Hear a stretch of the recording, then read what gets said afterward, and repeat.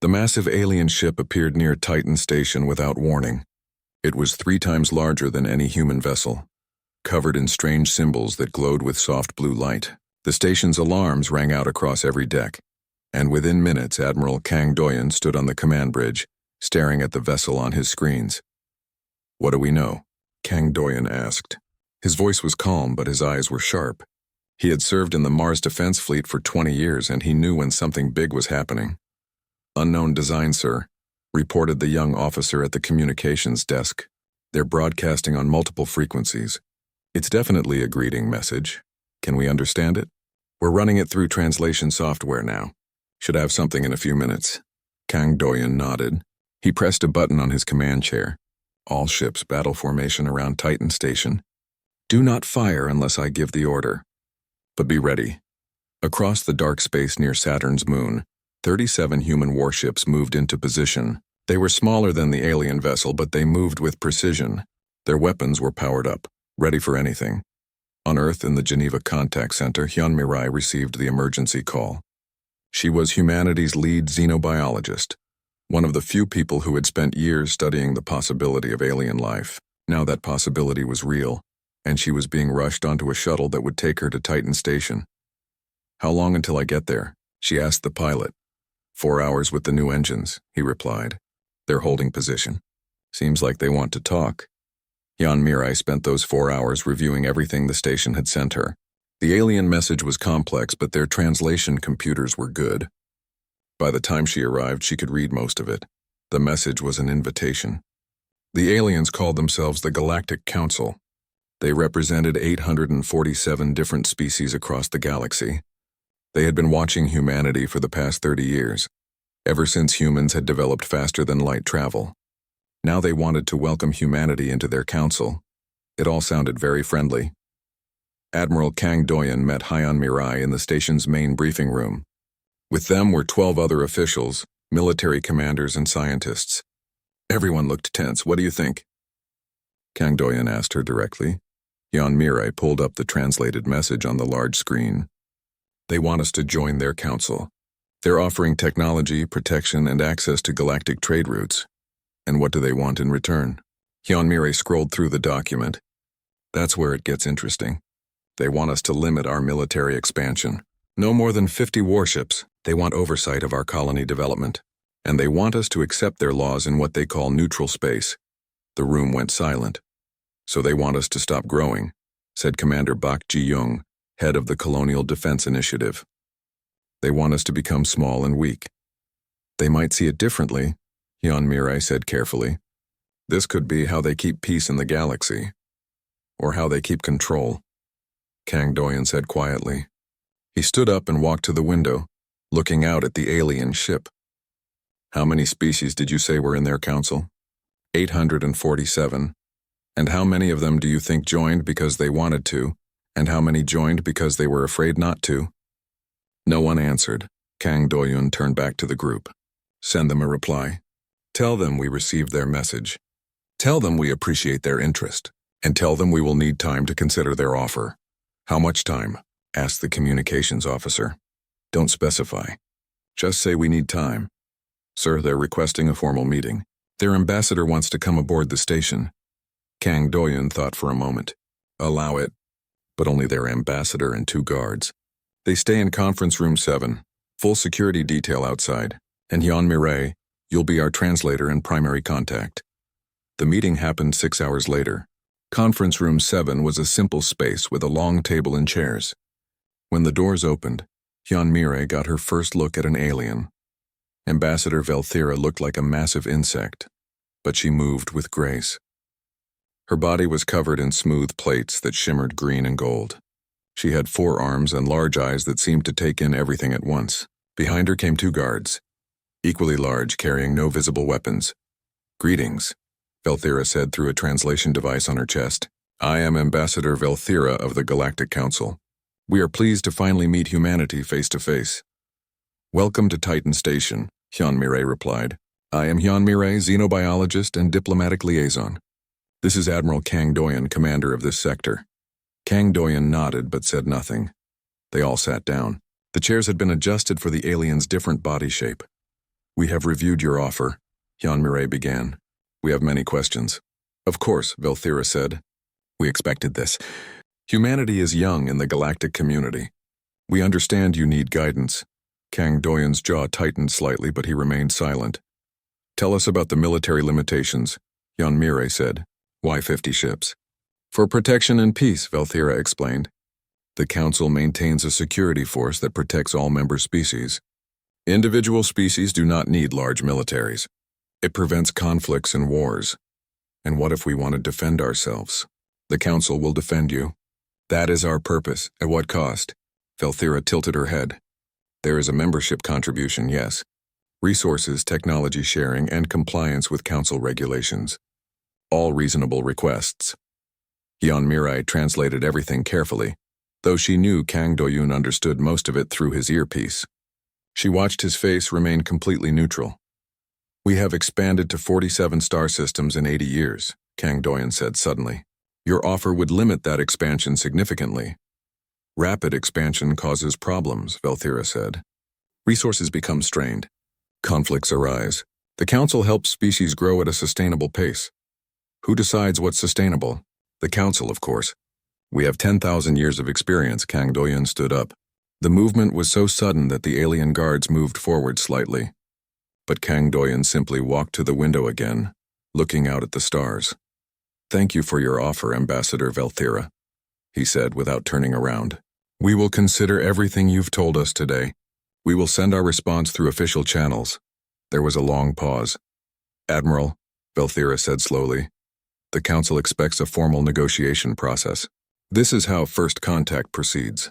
We should discuss terms, establish timelines, begin integration procedures. Kang Doyen finally turned around. His face showed no emotion. We'll think about it, he said simply. Another pause, longer this time. I do not understand, Velthira said. Do you accept or decline? We'll think about it, Kang Doyen repeated. Thank you for coming. The station will escort you back to your ship. Jan Mirai saw the confusion in the ambassador's large eyes. This clearly wasn't how these meetings normally went. But Kang Doyen was already walking toward the door. The meeting was over. 3 hours later, the alien ship left Titan Station. They sent several more messages requesting clarification, asking for a timeline, demanding to know humanity's intentions. Kang Doyen ordered all messages to be received and logged, but he sent no replies. In the command center, Jan Mirai found him staring at reports. That was risky, she said. They seemed genuinely confused.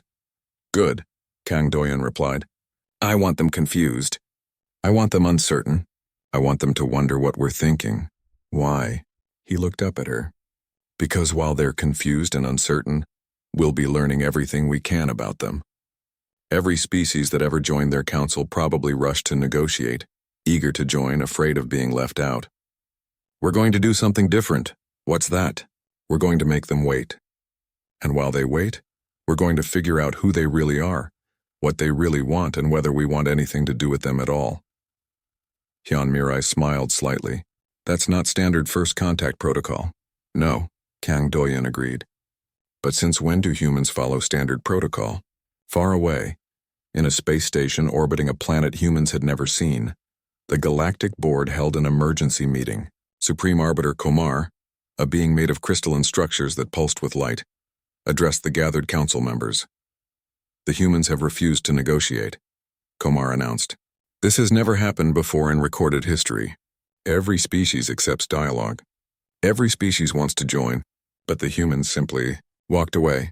The chamber filled with concerned murmurs from hundreds of different species. What do we do? Someone asked. Komar's light pulsed with uncertainty. I do not know. The Galactic Council chamber was built to impress. It floated in the center of a massive space station, surrounded by stars on all sides.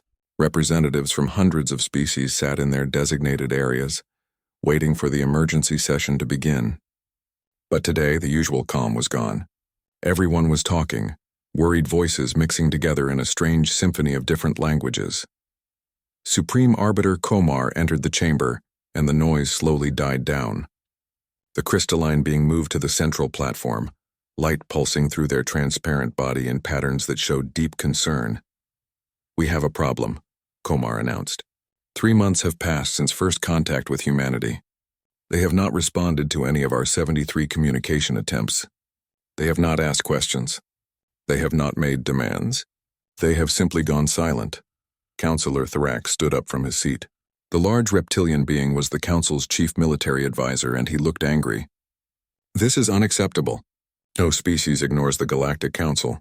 We should interpret their silence as hostility. Or fear, suggested another counselor, a small floating creature covered in soft fur. Perhaps they need more time to understand our offer. 3 months is more than enough time, Thorax growled. I recommend we send additional envoys. 3 ships to 3 different human colonies. Simultaneous contact. They cannot ignore all of us, the Council voted. The decision was unanimous. 2 weeks later, 3 Council ships arrived at 3 different human colonies. One went to the mining operations in the Kepler system. One went to the agricultural worlds in the Tau Ceti system. One went to the military outpost near Proxima Centauri. Each ship carried an ambassador and a full diplomatic team. Each ship sent the same friendly message, offering the same generous terms. Each ship expected humanity to finally respond properly. At the Kepler mining colony, Governor Nam Giwan received the Council ship personally. He was a short, stocky man with gray hair and a permanent tired look in his eyes. He had spent 15 years building this colony from nothing. The Council ambassador, a being made of liquid metal that held a vaguely humanoid shape, explained the benefits of Council membership. They talked for 2 hours about technology sharing, trade agreements, and protection services. Governor Nam Giwan listened politely. He asked intelligent questions. He took notes. And at the end of the meeting, he said, "Thank you for the information. We will consider your offer. When will you have a decision?" The ambassador asked. "When we're ready," Nam Giwan replied with a smile. "Is there anything else?" The ambassador left confused. At Tau Ceti, the story was almost identical.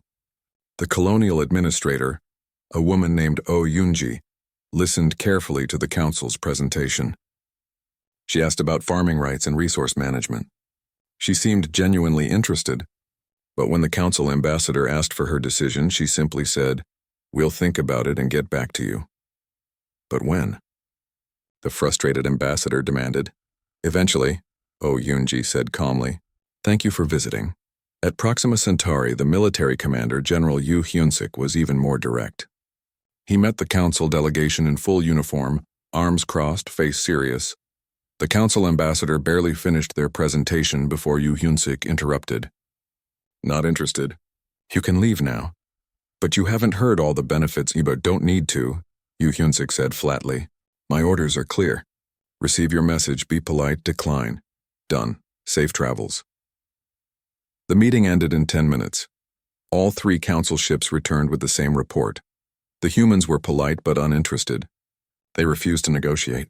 They showed no fear and no curiosity. It was as if the Galactic Council meant nothing to them. Back at the Council chamber, the reports caused chaos. "This is impossible," shouted one counselor. "Every species wants Council membership." "Every species needs our protection. Maybe humanity doesn't understand the danger of being alone in the galaxy," suggested another. Counselor Thrax stood up again, his large reptilian body tense with frustration. "I have reviewed our intelligence on humanity. Do you know what we've learned? In 80 years, they've colonized 47 systems. They've built 6 major shipyards. Their population across all colonies is nearly 20 billion. They're growing faster than any species in recorded history." "That proves they need guidance," Komar said. "Such rapid growth is dangerous." "No," Thrax said slowly. "That proves they don't need us." The chamber went silent. "Impossible," someone whispered. While the Council debated, something else was happening in human space that they didn't know about yet. Captain Park Jun-ho commanded the exploration vessel named the Indomitable Spirit. His ship was small, fast, and designed for deep space reconnaissance. For 3 months, he and his crew of 45 had been mapping the border regions between human space and Council territory. They had found something interesting. "Captain," called out the sensor officer, a young woman named Quan Ariam, "we've got a structure ahead. Not natural. Definitely artificial." Park Jun-ho studied the readings. "Distance? 2 million kilometers. It's in a dead system, no planets, just asteroids. Is it one of ours?" "No, sir. Design doesn't match any human construction. I think it's Council." Park Jun-ho felt his heart beat faster. Full scan. I want to know everything about that structure.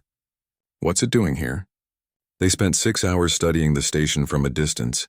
It was small, probably automated, covered in sensors and communication equipment. It's a monitoring station, Quanarium finally concluded. It's watching our border, recording our ship movements, probably sending data back to the Council. So they're spying on us, Park Jun-ho said quietly. The bridge crew looked at their captain. They all knew this was a big decision. This station was in neutral space, technically legal, but it was clearly there to watch humanity without permission. Park Jun-ho thought about Admiral Kang Doyen's last transmission to all ship captains. The message had been simple. Think for yourself. Act for humanity. Trust your judgment. Load weapons, Park Jun-ho ordered. Target that station. Sir? Quanarium looked surprised. Without contacting Earth Command? We don't need permission to remove a spy station from our border, Park Jun-ho said firmly. Fire when ready. The indomitable spirit's railguns fired. The small station exploded silently in the darkness of space. Set course for home, Park Jun-ho said. Send a full report to Fleet Command. Let them know what we found and what we did. The news reached the Galactic Council 2 days later. The monitoring station had stopped transmitting. When they sent a ship to investigate, they found only debris. The council chamber erupted into arguments. This is an act of war, several councilors shouted. We must respond with force. They destroyed council property. Councilor Thorax stood up and his voice cut through the noise. Quiet, all of you. He waited until the chamber was silent. That station was in neutral space. We had no permission to place it there. Legally, the humans did nothing wrong. But nothing, Thorax continued. We've been treating humanity like every other species we've encountered. We assumed they would be afraid or eager to join or at least willing to talk. We were wrong. These humans are different. Different how? Komar asked. They're not scared of us. They're not impressed by us. And they're certainly not interested in joining us. Thorax pulled up data on the main screen. I've been analyzing their behavior. Every species we've ever contacted followed the same pattern. Shock, fear, negotiation, acceptance. The humans skipped all of that. They met us with warships. They listened politely but said nothing. They destroyed our monitoring equipment without hesitation. This is not normal. What do you suggest? Komar asked. I suggest we admit we don't understand them yet, and that makes them dangerous. On Earth, in a secure government facility deep underground, Choinari sat in a dark room filled with screens. She was an intelligence analyst, one of the best in Earth's Central Command. For 3 months, she had been studying everything humanity had learned about the Galactic Council. She had found something disturbing. I need to present my findings to the Security Council, she told her supervisor, Director Han Minjae. It's that important? Han Minjae asked. It's critical. 2 days later, Choi Nari stood before a room full of Earth's most powerful leaders. She pulled up her research on the large screens. I've analyzed the Council's communication patterns, their economic systems, and their historical records, she began. And I've reached a conclusion. The Galactic Council is not what they claim to be. Explain, ordered one of the generals. They say they're a peaceful organization that helps species prosper. But look at the data. Every species that joins the Council pays tribute. They call it membership contributions, but it's tribute. Every species that joins must limit their military. They call it sustainable development, but it's control. Every species that joins must follow Council laws. They call it galactic harmony, but it's domination. The room was silent as everyone absorbed this information. The Galactic Council is a protection racket, Choi Nari said bluntly. 847 species paying for protection from threats that the Council probably creates. They maintain order by making sure no single species can challenge them. And if we refuse to join, someone asked, then we become a problem, a species that won't submit, a species that might inspire others to resist. The trade embargo against humanity lasted exactly 11 days before it started falling apart. The problems began at a small trading post on the edge of Council space. The station master, a being from a species called the Yelthari, noticed something odd. Ships were arriving and leaving with unusual frequency. The cargo manifest said one thing, but the sensor readings suggested something different. He reported his suspicions to Council enforcement. Within hours, Legate Krigzan arrived with a full inspection team. Crixan was a being of pure energy contained in a mechanical suit. He had served as a council enforcement officer for 200 years, and he had never failed to maintain order. He entered the station's docking bay and immediately spotted the problem. A small cargo ship sat in Bay 7. Its design was human. "Stop that ship from leaving," Crixan ordered his team. "Seal all exits." The cargo ship's captain appeared on the comm screen. He was a human man in his 30s with messy black hair and a casual smile. "Can I help you?" he asked in perfect council common language. "I am Legate Crixan of the Council Enforcement Division. You are operating in violation of the trade embargo. Your cargo will be confiscated and your ship impounded." The human's smile didn't fade. "I'm sorry, I think there's been a mistake. I'm Captain Yun Taeyang, an independent merchant. I don't represent any government. I'm just a businessman. All human vessels are banned from council space," Crixan stated firmly. "But I'm not working for humanity," Yun Taeyang explained patiently.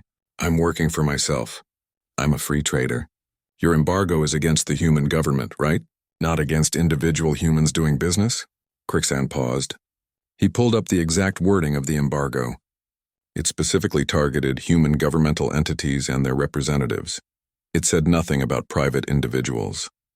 "Your cargo?" Crixan demanded. "Medical supplies, entertainment media, and some food items, all legally purchased from neutral suppliers. I'm delivering them to the Yelthari colony in Sector 7. They pay well. Let me inspect your cargo." "Of course, I've got nothing to hide." Crixan and his team went through every container on Yun Taeyang's ship. Everything was exactly as described. The paperwork was perfect. The goods were legal, and technically a private human merchant wasn't covered by the embargo. "You may proceed," Crixan said reluctantly. "But be warned, the Council is watching human activities closely." "I appreciate the concern," Yun Taeyang said with that same friendly smile. "Safe travels, Legate." The ship departed and Crixan filed his report. But over the next few days, he received similar reports from dozens of other stations. Human merchants were operating everywhere, slipping through the embargo's loopholes. They weren't representing humanity. They were just doing business, and worse, council species were buying from them eagerly. Human goods were high quality and reasonably priced. The merchants were friendly and reliable. Trade with humans was good for business. The embargo was failing, but the Council's problems with humanity were just beginning. In a hidden facility beneath the surface of a small moon, Baysum counted her inventory: weapons, ammunition, shield generators, ship components. She had everything an expanding colony might need to defend itself. And business was very good. Baysum didn't work for any government. She was what people called an underground arms dealer, though she preferred independent defense supplier. For 15 years, she had operated on the edges of human space, selling equipment to colonies that couldn't wait for official supply chains. Her latest customer was a new human settlement in a remote system. They had just discovered their world was near a council military route, and they wanted protection.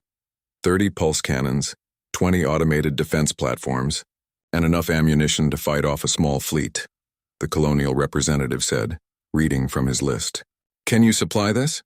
"Already packed and ready," Baysum replied. "Payment on delivery as usual." "The council won't like this," the representative warned. Baysum laughed. "The council doesn't even know you exist yet, and by the time they find you, you'll be armed well enough that they'll think twice about causing trouble." This scene repeated across human space. Small independent operators like Baysum supplied colonies with everything they needed. No central government control. No official records.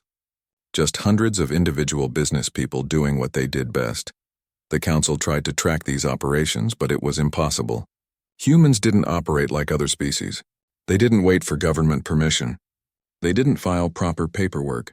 They just acted, quick and independent, like a swarm of insects impossible to catch. Councillor Thorax presented his findings to the council chamber. "We cannot enforce the embargo," he admitted. "Human merchants operate independently. They pay no attention to their government's supposed ban from council space, and our member species want to trade with them. Then we increase security," someone suggested. "Search every ship. Inspect every cargo." "We've tried that," Thrax said tiredly. "It's slowing down all trade, not just human trade. Our own species are complaining." "What about the buffer zone plan?" Komar asked. We could establish friendly species between Council core space and human territory. Create a barrier. We tried that too. Thorax pulled up a star map. We contacted 3 species in neutral space between us and humanity. We offered them Council membership, protection, and favorable trade terms if they would help us contain human expansion. And all 3 refused. They said they preferred trading with humans. The humans don't demand membership fees. They don't enforce rules. They just trade fairly and leave people alone. The chamber erupted in shocked murmurs. "This is unacceptable," shouted several councilors at once. Supreme Arbiter Komar's crystalline body pulsed with angry red light. "Then we use force. A demonstration. Something to show humanity that the Council cannot be ignored." Legate Krigzan stepped forward. "I recommend a show of strength at their border. We assemble a fleet, enter their space just slightly, make our presence known. No violence, just intimidation. Every species responds to military pressure. Do it," Komar commanded. 2 weeks later, 50 Council warships assembled at the edge of human territory. It was an impressive sight. Vessels from 20 different species all working together under the Council banner. Their mission was simple: cross into human space, patrol for a few days, then leave. Show humanity that the Council was powerful and could go anywhere it wanted. Legate Krixan commanded the fleet from his flagship. He felt confident. 50 ships was more than enough to intimidate any border patrol they might encounter. They crossed into human space and immediately detected a human vessel approaching. The sensors identified it as a destroyer, small compared to the Council ships. "One ship?" Krixan's second officer said with surprise. "They sent 1 ship to meet our fleet?" "Perhaps it's a scout," Krixan suggested. "They're probably calling for reinforcements." The human destroyer stopped about 100,000 kilometers away. A communication came through. The face on the screen was a young human woman in a military uniform. She looked calm, almost bored. "I am Lieutenant Shin Hana of the Human Defense Force. You have entered restricted space." "Turn back immediately." Krixan couldn't help but laugh. "Lieutenant, I command 50 warships." "You command 1. You cannot seriously expect us to leave because you ask nicely." "I'm not asking nicely," Shin Hana said, her voice flat. "I'm telling you. Turn back or be turned to debris. Your choice. This is your last warning, human. We are here on Council authority. We will patrol this area as we see fit. If you interfere, you will be destroyed." Shin Hana sighed. "Okay, don't say I didn't warn you." The communication ended. Krexan turned to his weapons officer. "Power up all systems. If that destroyer fires, destroy it immediately." "Sir," the sensor officer suddenly called out, "I'm detecting multiple new contacts." "A lot of new contacts. The reinforcements have arrived?" Krixan asked. "No, sir. These aren't ships. They're platforms. Weapon platforms. They're activating all around us." Krixan looked at his tactical display and felt his energy form pulse with shock. Red dots were appearing everywhere. Hundreds of them. Hidden in asteroids behind debris fields disguised as space junk. Automated defense platforms surrounded his entire fleet. "How many?" he whispered. 200 and counting, sir." The human destroyer sent another message. Shin Hana appeared on screen again, that same bored expression on her face. "You were saying something about 50 warships. I've got 200 automated defense platforms. Each one carries 4 heavy railguns and seeker missiles. They're locked onto your ships right now. Still want to patrol our space?" Krigzan stared at the tactical display.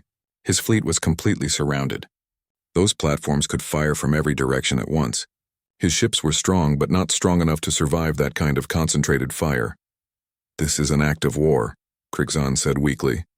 "No," Shin Hana corrected him. "This is defense. You entered our space uninvited. You refused to leave when warned. Now you're experiencing the consequences. You have 30 seconds to begin withdrawing or my platforms will fire." "I suggest you hurry," Krixan wanted to argue. He wanted to maintain Council authority. But he looked at those 200 red dots on his screen and knew he had no choice. "All ships, reverse course," he ordered quietly. "Return to Council space immediately." The Council's propaganda campaign began 3 weeks after the fleet's embarrassing retreat. It was carefully planned and expensive. Messages flooded the galactic network, painting humanity as dangerous isolationists who refused to cooperate with civilized species. Images showed human warships, human weapons, human colonies expanding aggressively into space. The campaign lasted 4 days before it backfired. Jiwoo was 17 years old and had never left Earth. She lived in Seoul and spent most of her time doing what she did best, breaking into computer systems. She wasn't a criminal. She called herself a security researcher. Others called her a hacker. Either way, she was very good at what she did. When the Council's propaganda reached human networks, Lim Jiwoo got curious. She started digging into the source code of the messages. She traced them back through the Galactic network, and she found something interesting. "They're lying," she told her online friends. "Look at this data. The Council isn't a friendly organization. They're a protection racket. Every species pays tribute. Every species is controlled. This isn't cooperation, it's domination." Her friends were part of a loose network of thousands of young humans who loved exploring computer systems. Within hours, they had spread Lim Jiwoo's findings across human space, and then someone had an idea. If we can read their data, can we send data back? They could. What happened next was later called the Truth Flood. Thousands of human hackers working independently but with the same goal invaded the Galactic network. They didn't destroy anything. They didn't steal anything. They simply shared information, real information about the Galactic Council, records showing the tribute payments each species made, documents revealing how the Council used military force to threaten uncooperative species, communications showing Council leaders discussing how to maintain control over member species, treaty after treaty showing how species had been pressured, intimidated, or threatened into joining. Within 48 hours, every species in the galaxy had access to the truth about the Council. And humans kept uploading more data, faster than the Council could delete it. Lim Jiwoo watched the chaos from her small apartment in Seoul, eating noodles and smiling at her screen. "Truth is a powerful weapon," she told her friends. "And we just armed the entire galaxy." The Galactic Council chamber was in absolute chaos. Representatives shouted at each other in hundreds of different languages. Some demanded to know if the leaked documents were real. Others demanded action against the human hackers. A few simply sat in shocked silence. Supreme Arbiter Komar tried to restore order. "Please, we must remain calm. These documents are taken out of context. The humans are trying to turn you against us." "Are the documents false?" demanded one counselor loudly. Komar's crystalline body dimmed slightly. "They are real, but they do not tell the full story." "Then tell us the full story," another counselor said. "Tell us why we pay tribute. Tell us why our military must stay weak. Tell us why we must follow council laws in our own space." "For peace," Komar said. But the words sounded weak even to them. "For stability. For protection." "Protection from what?" someone shouted. "From you?"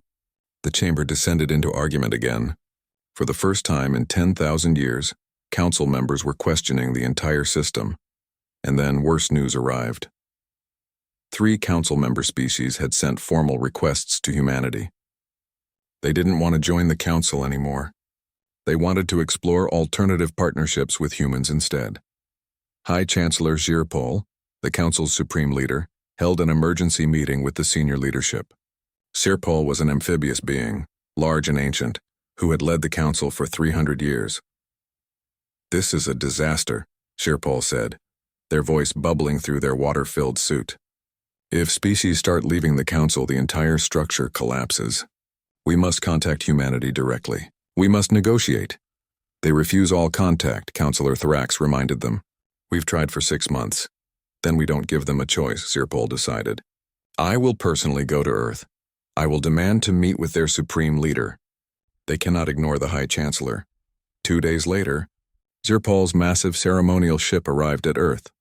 It was accompanied by a fleet of honor guards, 20 ships showing the prestige and importance of the visit. Every species in the galaxy was watching, waiting to see if humanity would finally respond to the Council's highest authority. Earth sent a simple message. "High Chancellor Zirpol, you may land at Geneva Diplomatic Center. Come alone or with a small guard. We will receive you." Zirpol felt relief. Finally, humanity would negotiate. The meeting was scheduled in a simple conference room. No grand decorations. No impressive technology displays. Just a table, chairs, and windows showing the Swiss mountains outside. Zirpol entered with 2 guards. Waiting for them was a single human woman. "Welcome to Earth," the woman said. "I am Han Seora. I've been asked to speak with you." You are humanity's leader? Sirpal asked. No, we don't really have a supreme leader. I'm a diplomatic coordinator. I help organize discussions between our various governments. Sirpal felt confused. Who speaks for humanity? That depends on the topic. Earth has 7 major governments. Our colonies are semi-autonomous. For this meeting, I represent the consensus position that our governments agreed to share with you. I need to speak with someone who has authority, Sirpal insisted. Someone who can make decisions for your entire species. Hansiora smiled gently. That person doesn't exist. Humanity doesn't work that way. We're not a single unified authority. We're millions of communities that cooperate when it benefits us and disagree when we have different interests. But how do you govern? How do you make decisions? We talk, we argue, we vote. Sometimes we compete. Sometimes we cooperate. It's messy, but it works for us. Sirpal felt their frustration growing. This is impossible. I need to negotiate with someone who can agree to terms. What terms did you want to negotiate? Hansiora asked calmly. Council membership, integration protocols, military limitations, trade agreements, the standard framework. We're not interested. The words were said so simply, so casually that Sirpal almost didn't register them. What? We're not interested in council membership, Hansiora repeated. We've reviewed your offer. We've studied your organization. We've seen how you operate. We don't want to be part of it. You don't understand, Sirpal said desperately. The council provides protection, technology, stability. We can protect ourselves. We can develop our own technology. And we prefer our own version of stability. You're isolating yourselves from the galaxy. No, Hansiora corrected gently. We're very happy to interact with other species. We're trading with dozens of races. We're sharing culture and knowledge. We're just not interested in joining your particular organization. That's different from isolation. Sirpal's water-filled suit bubbled with agitation. Every species joins the council. Every species needs the council. Why? Hansiora asked simply. The question hung in the air. Because, Sirpal started, then stopped. Why did species need the council? For protection from what?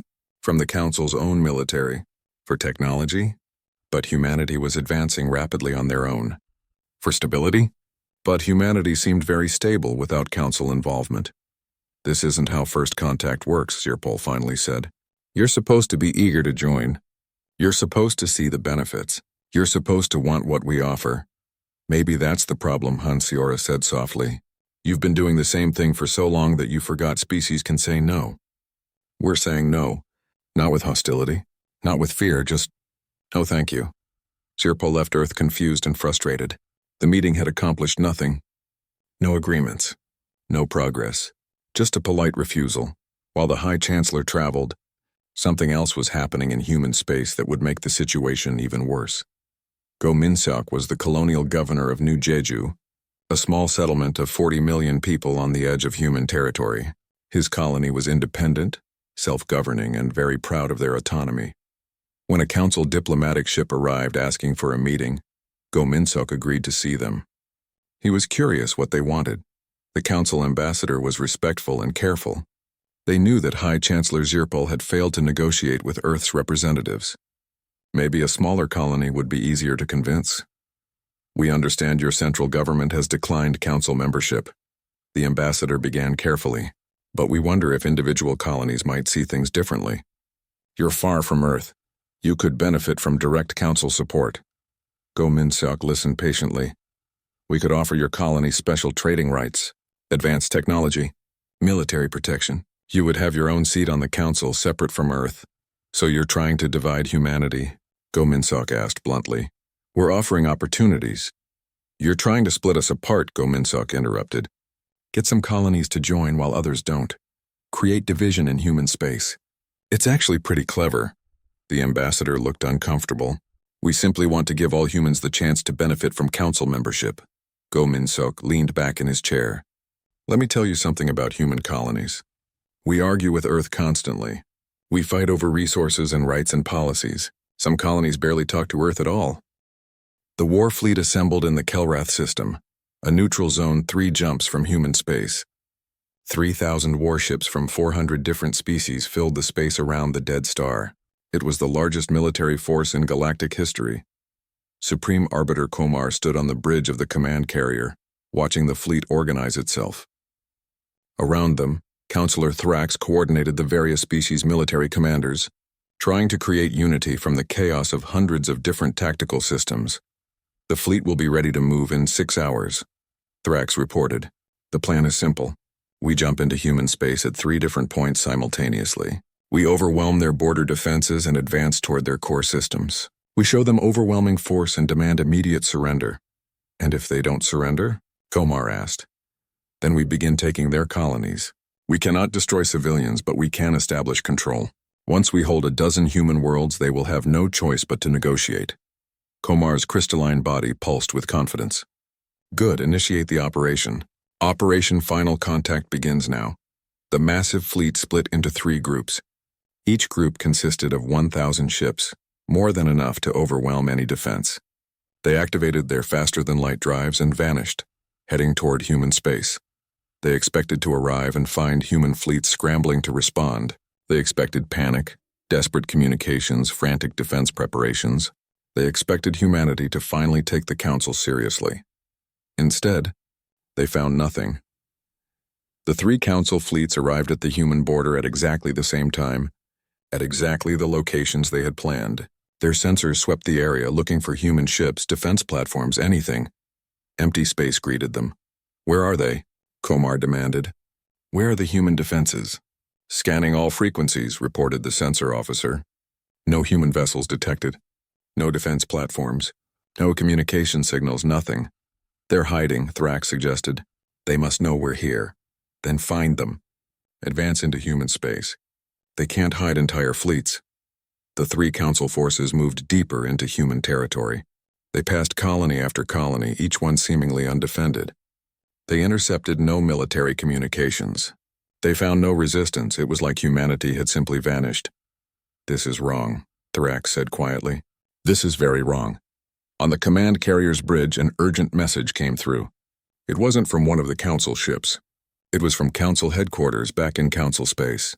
Supreme Arbiter, the panicked voice of a junior counselor shouted through the communication. We're under attack.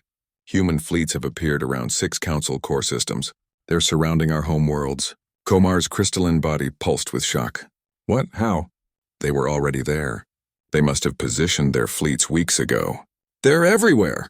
Counselor Thrax stared at the tactical display and understood. While the Council had been assembling their invasion fleet in the Kelrath system, humanity had been quietly moving their forces into position around Council space. The humans hadn't defended their border because they didn't need to. They had gone straight for the Council's heart. How many ships? Komar asked desperately. We're counting over 800 human warships across the 6 systems. And Supreme Arbiter, they're not attacking. They're just sitting there, weapons powered but not firing, surrounding our worlds and waiting. Komar felt something they had never felt before. Terror. A new communication came through. This time it was on an open channel, broadcast to every ship in both the Council fleet and back at Council headquarters. The face on the screen was an older human man in a military uniform. I am Admiral Zhang Kyungmin of the Human Defense Force, the man said calmly. I'm speaking from my flagship, currently positioned in orbit around the Council's primary headquarters world. You probably wanted to talk to us. Now we'll talk. On our terms. Back on the Council command carrier, Komar's crystalline form was pulsing with rapid, panicked patterns. This is impossible. How did they know our plan? They've been watching us the entire time, Thrax said quietly. We spent 6 months trying to intimidate them, sanction them, and pressure them. They spent 6 months studying us, preparing for this moment, and moving their forces into position. While we were assembling our fleet openly in Kelrath system, they were quietly surrounding our core worlds. Another communication came through. This time it was a human woman's face. Han Seora, the same diplomat who had met with High Chancellor Zirpol on Earth. Hello again, Han Seora said pleasantly. I imagine you're confused, so let me explain what's happening. When you started assembling your war fleet, we knew you would eventually attack us. We've been monitoring your military communications for months. Your encryption is actually not very good. We knew your fleet's size, composition, and target date before you did. She paused to let that information sink in. We had a choice. We could defend our borders and fight a long, costly war, or we could do something unexpected. We chose unexpected. On her screen, a map appeared showing Council space and human space. Blue dots represented human fleets, now visible surrounding 6 different Council core systems. While you assembled your forces, we moved ours into position. We didn't hide. We just moved in small groups that looked like merchant traffic or exploration vessels. Over 3 months, we positioned 800 warships around your most important worlds. Your security forces logged our ships, but they assumed we were traders. No one noticed that our trade ships were actually warships with their weapon systems disguised. Counselor Thrax looked at his own tactical data and felt sick. She was right. The data was all there in the logs. Hundreds of human vessels had entered Council space over the past 3 months. They had been so busy focusing on the human border that they hadn't noticed the infiltration. Now, Hansiora continued, you have 3,000 ships in human space, threatening empty colonies. We have 800 ships surrounding your populated worlds. You could attack our colonies, but they're already evacuated. We moved our civilians weeks ago. Meanwhile, we could attack your worlds right now, but we won't because we're not interested in killing people. She leaned forward slightly, her expression serious. Here's what's going to happen. Your fleet is going to withdraw from human space. Your council is going to dissolve its enforcement divisions. You're going to stop forcing species to join and pay tribute. You're going to become what you always claimed to be. An actual voluntary diplomatic organization where species cooperate because they want to, not because they're afraid. And if we refuse? Komar asked weakly. Another face appeared on the screen next to Hansiora. It was Admiral Kang Doyen, the same commander who had met the first council ship months ago. If you refuse, Kang Doyen said flatly, we start targeting your military infrastructure. Not your cities or civilians, we're not monsters, but every council military base, every enforcement station, every fleet yard. We've mapped them all. We can hit them all within hours. You would start a war that kills millions, Komar protested. No, Kang Doyen corrected. You started this war when you assembled a fleet to invade our space. We're just finishing it in a way that minimizes casualties. We're giving you a way to end this without anyone dying. Jan Mirai appeared on the screen as well, the xenobiologist who had been at the very first contact. We've also been in contact with several council member species. They're very interested in the information we've shared about how the council actually operates. 10 species have already announced they're withdrawing from council membership. 20 more are considering it. Your organization is collapsing not because we destroyed it, but because we showed everyone the truth about what it really was. Supreme Arbiter Kyomar looked around the command carrier's bridge. Their crew was staring at them, waiting for orders. The mighty council fleet sat in empty space, their invasion pointless. Behind them, their home worlds were surrounded by human forces. They had lost, completely and absolutely. Why? Komar asked quietly. Why refuse diplomacy for all these months? Why not just tell us what you wanted? On the screen, Admiral Kang Doyen smiled slightly. Because we didn't want anything from you. That was your mistake. You assumed everyone wants something from the council. We just wanted you to leave us alone. You wouldn't. You kept pushing, kept demanding, kept trying to control us. So we did what humans do best. We adapted, we prepared, and we turned your own strategy against you. We had nothing to say to you, Hyun Mirai added, not because we were afraid or ignorant, but because your offer had nothing we needed. We tried to show you that by simply not engaging. You interpreted our silence as weakness. That was your second mistake. Hansiora took over the communication again. Now you're going to listen to what we have to say. The Galactic Council as it currently exists ends today. You will release all species from forced membership. You will end all tribute requirements. You will disband your enforcement fleets.